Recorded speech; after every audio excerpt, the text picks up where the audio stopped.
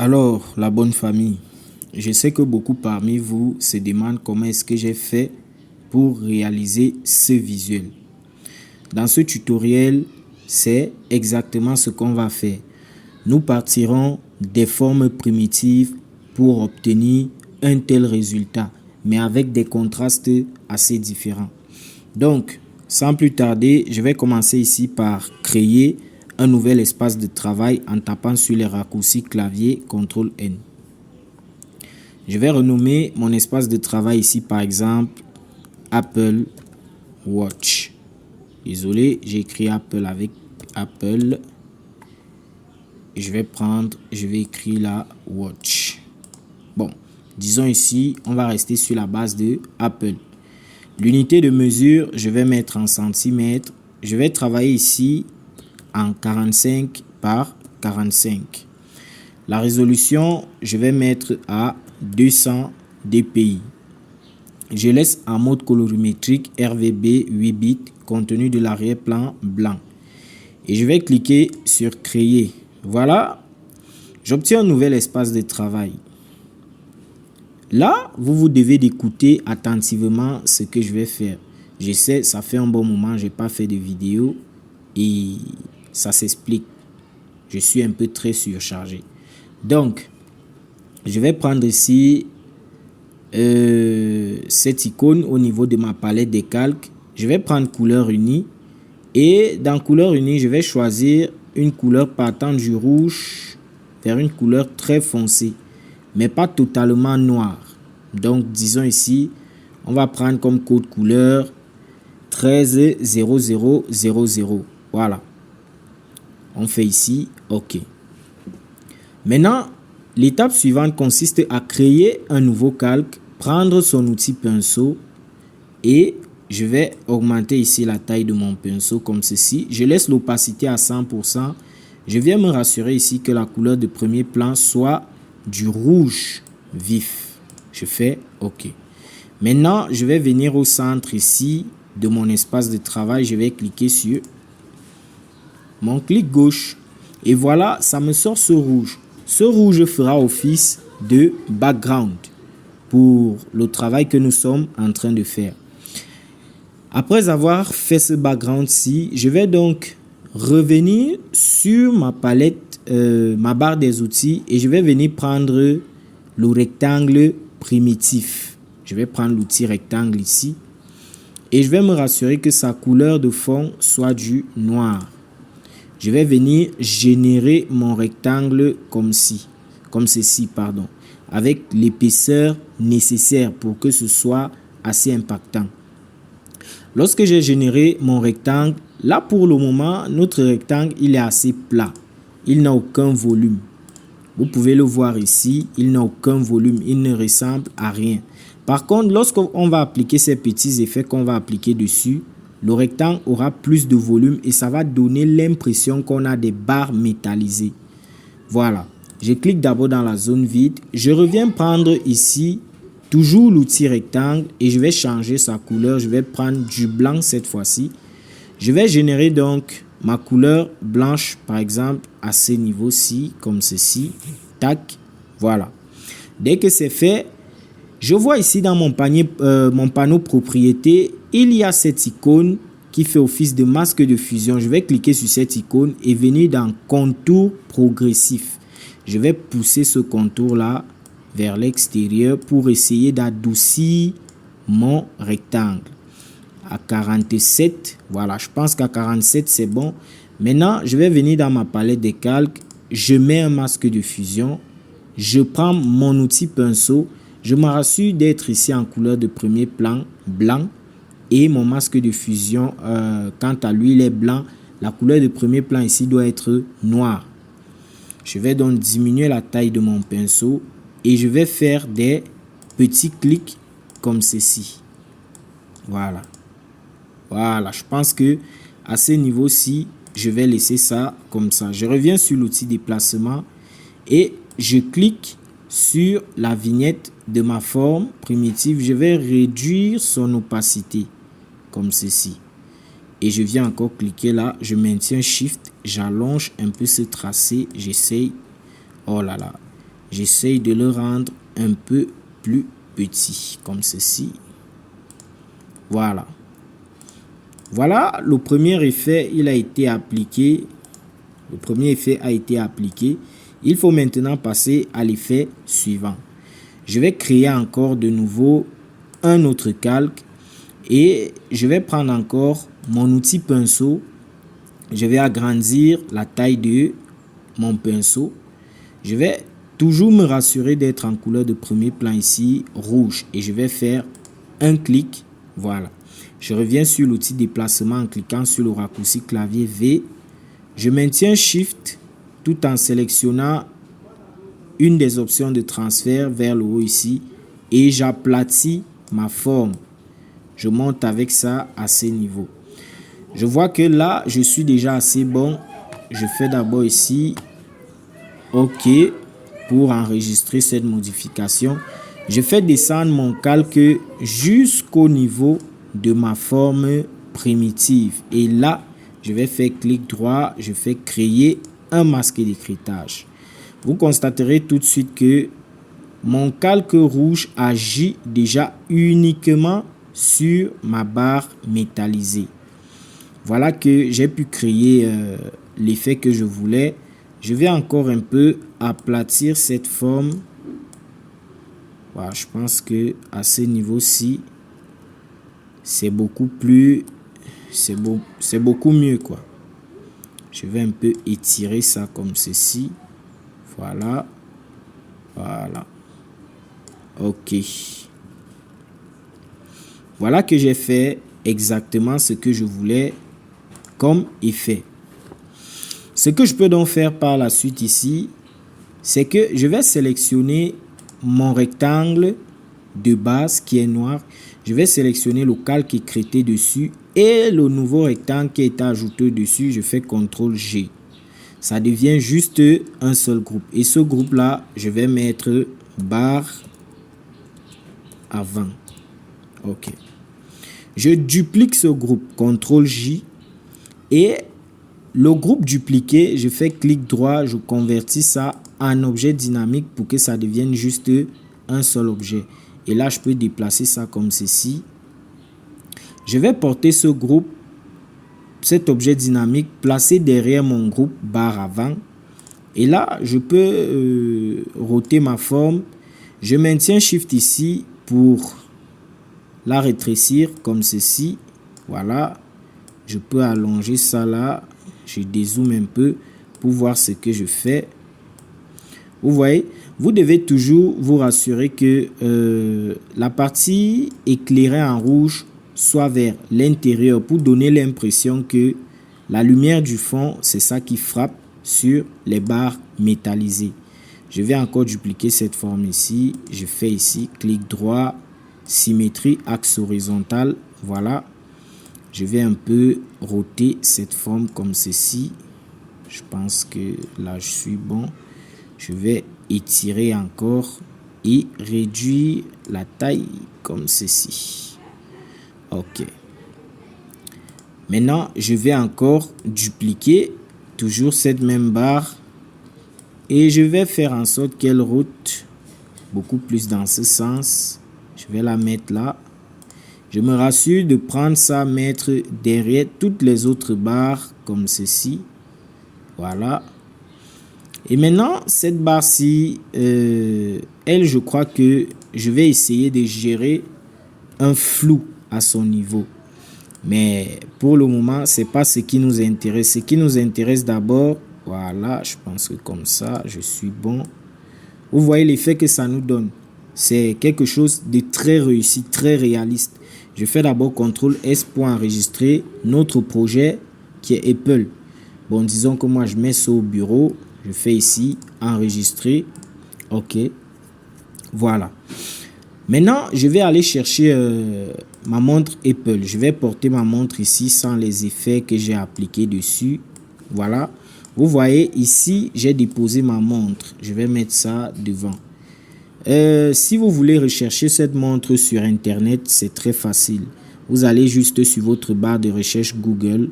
Vous tapez Apple Watch série SE. et on va vous afficher cette montre-ci. Et maintenant, si vous la voulez au format PNG, vous ajoutez juste à la fin de vos mots-clés de recherche PNG transparent et vous aurez un résultat.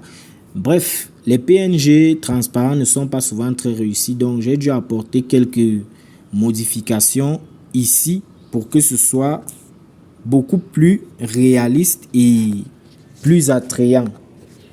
Donc, sans donc plus tarder, on va passer à l'étape suivante. Voilà, l'Apple Watch ici, elle ne doit pas être très présente. Je vais la déposer comme ceci. Je pense qu'à ce niveau, c'est déjà assez bon. Je vais zoomer ici sur mon espace de travail. Voilà. Tac. Et derrière, avant d'aller derrière l'Apple Watch, je vais créer un nouveau calque. Je vais prendre mon outil pinceau. Je vais vous montrer comment créer une ombre de la manière la plus simple qui soit. Je diminue d'abord la taille de mon pinceau. Et là, je vais venir choisir ici en couleur de premier plan du noir. Je me rassure que l'opacité ici soit à 100%. Je fais un seul clic. Voilà. Et ce calque-là, je vais aplatir ça tout simplement. Je viens avec ici. J'aplatis encore jusque là. Voilà. OK. Et ce calque, je vais le porter, le placer juste derrière l'Apple Watch. Je vais déposer ça comme ceci. Vous voyez que là, c'est beaucoup plus réaliste. Ça donne beaucoup plus de portée à l'objet que vous êtes en train de présenter. Voilà. Là, je pense que la taille est bonne. Maintenant, il faudrait accorder les ombres et les lights de cette montre avec notre background pour que ça fasse un peu plus coordonné. Ce que je vais commencer par faire ici, je sélectionne d'abord ma montre et je vais venir dans Réglages. Je choisis ici courbe. Déjà, vous allez constater mon espace de travail n'est pas comme chez vous, mais vous avez toujours le panneau Réglages qui se trouve à côté de votre palette des calques. Voilà. Je vais mettre d'abord ici des ombres. J'écrète uniquement sur la montre. Je vais descendre ça comme ceci. Bon, je pense qu'à ce niveau-ci, c'est bon. Je fais maintenant CTRL-I. Voilà. Pour cacher les ombres que je viens d'appliquer, je vais prendre mon pinceau. Tac. Je vais faire ces ombres-là moi-même. Je réduis ici la taille. Je baisse l'opacité, disons, à 18%. Et là, je vais me rassurer d'avoir ici en premier plan du blanc. Je fais comme ceci. Vous voyez, là, c'est beaucoup mieux. Voilà. Je fais ça, cliquez, glisser, comme ceci. Voilà. Là, au moins, vous ne perdez pas de vue votre monde. Si je fais ici, avant, après. OK. C'est beaucoup plus intéressant. Je vais également ici. Là. OK. Désolé. Ici. Voilà. Vous voyez que ça vous donne quelque chose d'assez super. Quand je crois que, bon, cette zone-ci ne devrait même pas être visible, je vais assombrir ça un peu plus. Voilà. OK. L'étape suivante, donc ici, quand j'ai déjà fait ça, avant, après. Voilà. L'étape suivante consiste à jouer sur les parties lumineuses. Il y a également cette zone-ci que j'ai oublié d'assombrir. Ici. Voilà. Je crois que là, nous sommes bons. OK. Quand j'ai terminé avec les parties sombres, je vais jouer sur les parties claires. Je prends toujours un calque de courbe, j'écrète et je pousse vers le haut. Je vais encore faire CTRL-I pour inverser mon masque de fusion. Et je vais zoomer ici. Je vais jouer cette fois-ci sur les parties claires. Voilà, je joue là, comme ça. Voici, comme ceci. C'est pour donner plus de détails à notre montre, qu'elle ne soit pas totalement noire. Elle doit être reconnaissable. Ok. Je pense que ici j'ai poussé avec les lights comme il fallait. Voilà. Je crois que je n'ai plus besoin d'entrer un peu plus. Ok, si je fais ici avant, après, avant, après. Ok. Maintenant, la toute dernière étape pour que cette montre s'accorde vraiment avec notre background, c'est de créer un calque de couleur unie. Et ce calque de couleur unie là doit être rouge, avec le rouge du fond. Je viens dans ma palette des calques ici, je clique, couleur unie, je choisis du rouge, je viens sur la vignette du masque de fusion, je fais CTRL-I pour inverser. Je fais d'abord CTRL-S pour sauvegarder notre progression. Et maintenant, on va jouer uniquement sur les abords de notre montre. Là, je vais mettre par exemple l'opacité, disons à 45. Je vais faire ici des cliquer glisser comme ceci. Oh là là, désolé. Vous savez, lorsque vous travaillez sur une surface pas du tout bonne, parfois ça vous dérange quand vous gérez les lights. Rassurez-vous de décréter ça. Voilà. Vous voyez ce que je fais. Je mets les lights rouges aux abords de notre montre. Ici, je vais essayer de changer un peu le mode de fusion. Densité linéaire ajout. En superposition, c'est pas bon. Je pense que c'est mieux en densité linéaire. Bien que CTRL Z, je zoome là. Ouf, désolé.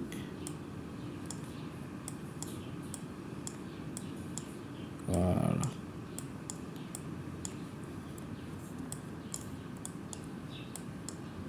Oh. Ça, c'est pas croyable. Voilà. On fait ça. De cliquer, glisser comme ceci. Ouf, désolé. Bon, vous voyez que c'est pas très complexe en fait. Quand vous comprenez déjà le principe, tout devient très facile. Voilà, je glisse là, je glisse. Voilà, je pense qu'ici là c'est bon comme ceci. Je vais venir mettre un peu de light à ce niveau. Déjà que l'apprentissage des lights est assez complexe. Je dis bien assez complexe. Pour comprendre comment les lights fonctionnent, c'est pas du tout facile. C'est pas un jeu d'enfant en tout cas. Voilà. Là, j'ai déjà mis quelques petites lights, bien que ce ne soit pas très réussi. Mais l'essentiel, c'était de vous montrer comment est-ce qu'il est possible de travailler avec les formes primitives. Ok. Là, je pense que la lumière, je l'ai appliquée d'une manière assez poignante. D'accord. Je peux me limiter déjà à ces paramètres. Si je fais ici, avant, après, avant, après. Avant, après, avant, après. Voilà. On se rend tout de suite compte que notre montre s'intègre beaucoup mieux à notre background. Ce que nous pouvons juste faire ici par la suite, c'est prendre notre outil texte. J'ai pris comme police ici, Popin, et je vais écrire ici, désolé, Je vais écrire ici Apple Watch. Voilà.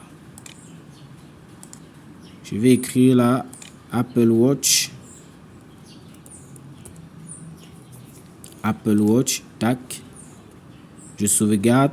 Ça doit être assez subtil. Je fais CTRL A et je centre mon texte. CTRL D. Je vais un peu agrandir mon texte comme ceci. Voilà. Je vais réduire les espacements entre les caractères. Voilà, à 0, c'est bon. Et maintenant, je vais dupliquer ce texte-là et je vais écrire en bas série SE. OK. Maintenant, je vais modifier la graisse et mettre par exemple ça en régular. Bon, je vois qu'en régular, c'est toujours plus imposant. Je vais mettre en light. D'accord. Je fais CTRL A, je centre série SE, CTRL D. Et je me rassure que série SE n'est pas la même taille que Apple Watch et que ce ne soit pas en majuscule. Juste le S en majuscule. Série et le SE en majuscule également. Voilà. Vous voyez donc, en quelques minutes seulement, on a déjà pu travailler sur un visuel assez minimaliste, simple, beau visuellement et très attrayant. Donc, on va juste appliquer quelques petits paramètres ici, question de rendre ça un peu plus beau. Je vais cliquer d'abord dans le vide, maintenir la touche CTRL ALT SHIFT E. Vous constaterez que ça va vous créer un nouveau calque tout au-dessus de votre palette des calques. Ce calque-là, on le convertit d'abord en objet dynamique. Je vais le renommer ici là, travail terminé. Travail terminé. Et ce travail terminé là, je vais aller dans le menu des filtres, venir dans le filtre caméra RAW et je vais jouer sur les réglages de base. Pour commencer, je vais jouer ici sur les jaunes, les teintes. Je vais augmenter le contraste de l'image. Jouer ici sur la clarté de l'image, la texture pour rendre mes barres un peu plus réalistes. Et maintenant, ce que je vais faire, c'est que je vais fermer les réglages de base et venir au niveau des effets. Je vais jouer sur le grain, mettre du grain sur mon image. Oh, ça devient encore plus esthétique. Et le vignettage, non. Voilà. Ok, si je fais ici avant, après. Oh là là, c'est super. Voilà, en quelques minutes, je vous ai montré comment designer un visuel de manière assez simple avec ce que vous avez sous la main comme idée. Généralement, cette tendance, elle est devenue très utilisée. Désolé pour mon français un peu zarbi, mais depuis un moment, ça c'est une tendance qui tient la route et est utilisée dans beaucoup de visuels. Cette tendance-là qui permet d'utiliser des formes primitives pour exposer un produit ou présenter un produit au grand public. C'était tout pour ce tutoriel. On se dit à très bientôt pour un nouveau tutoriel. Ciao.